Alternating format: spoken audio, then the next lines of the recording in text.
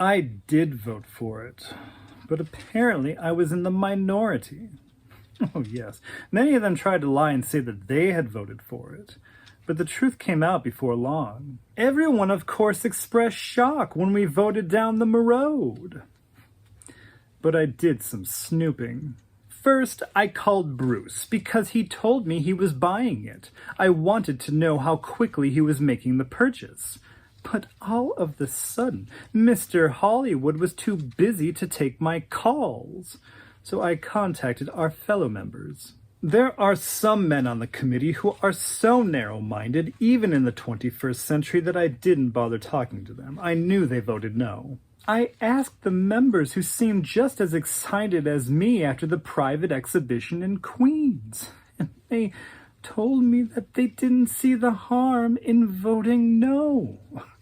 They thought that the piece would obviously be acquired with or without their vote. But why, I asked, why take such a silly risk if it's what you loved? I already had my suspicions. I'd received that phone call. And pretty soon we had a dozen different stories being spun by one man. He didn't attend our next quarterly meeting, but some of us wanted to confront him. He'd done a very bad thing. At the meeting after that, half a year later, he did show up.